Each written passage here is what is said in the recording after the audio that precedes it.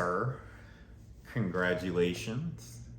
You know, just graduated, came into the real world with all of us guys out here that have been in it for just a little while. So, these are going to be tips for my engineering career field, which is estimating. And if you just got out of college, if you just graduated, if you're transitioning from the military as well, or even just getting out of high school, but you don't necessarily need a college degree to get into estimating, these, gentlemen, are the tips that you need. Yeah. Okay. So, number one, negotiation. So, pretty useful throughout life in general, but for your salary so that you can get it up, that's pretty much just going to be in any career field. And as well as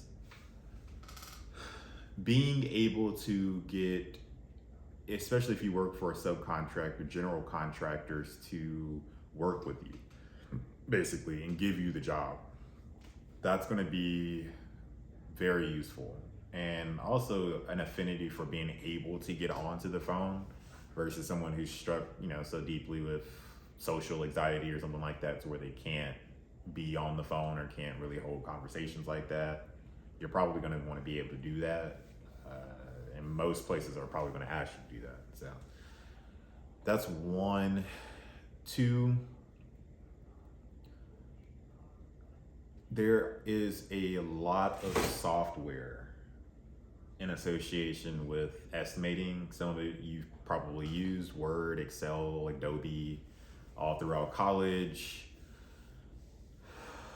Probably a few others that are similar. If you've used CAD, for instance, in college, it's not that different than some of the takeoff softwares that are out here. Pretty much you're gonna be doing somewhat similar things, though on CAD you're actually building basically the plans that you take off, like as an estimator.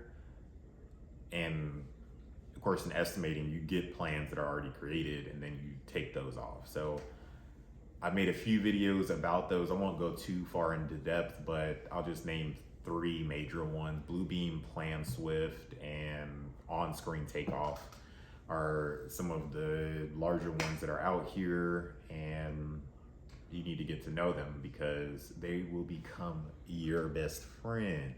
Because you don't want to have to do a bunch of hand takeoffs because that sucks. So those two. Number three is going to be everything physical that you're going to have to do, whether that's physical items and also getting out of the office and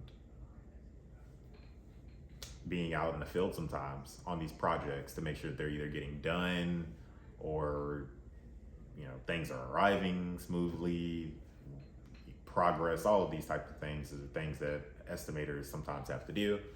And also being able to see the site before any construction happens. If this is like a site improvement project, you're going to be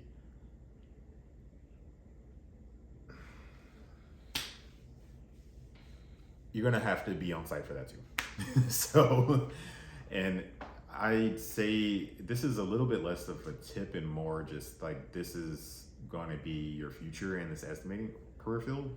And so some of these physical items that I talk about or have talked about past: helmets, life or like reflective vests, a laser pointer basically, but laser measurer. So it measures the distance, using the laser. And also more than likely you'll need a tape measure and steel-toe boots for being on site, of course. And then also just being willing to go out and travel to site every now and then, because that's, like I said, going to be part of what you do now. So number four, it's a lot of math involved in estimating. And if you are in an engineering career field, or if you were headed to that and wanted to be in estimating after finishing college for math or finishing college for engineering, you are probably good to go. Because there's a lot of math in college engineering and a ton of it in estimating. So you chose the right path. You're good to go. If you are not into any math or whatever, I mean, for the most part, this is just stuff that's going to be on the computer. We're not talking about like physics here or anything, or statics, but it's more of addition, subtraction, multiplication, and division. That's pretty much all you're going to have to be doing on a general basis. And the computer does all of that, or a lot of that for you, especially Excel. So that's number 4. And I'd say tip number 5 is learn from those around you, learn from other estimators, learn as much as you can, because it'll benefit you further down the road whenever you can ask for a higher salary.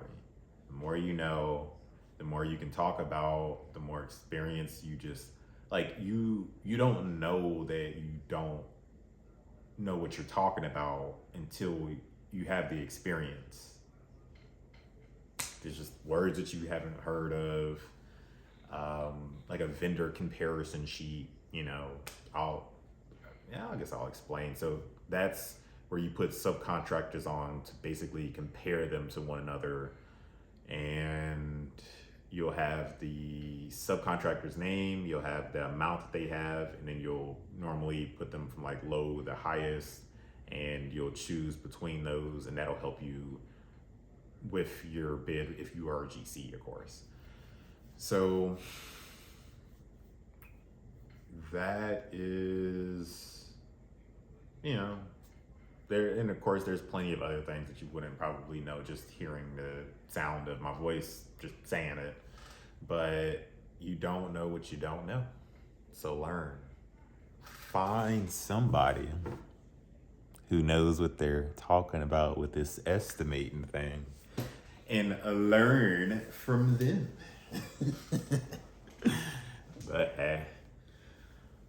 check the link in the description below. It is exactly about what I was just talking about. Being able to learn from me to get you from where you are right now to where you want to be, whether that is an interview, whether that's consultation, however we need to do it. Basically, go from here to here. And it's not that bad over here. And like, share, and subscribe the video. It'll help, or subscribe to this video. It'll help the channel grow, of course. It'll get this information out to someone who doesn't know it, who would like to know it, but you haven't shared it or liked it and or commented on it. But catch you in the next one. Thank you.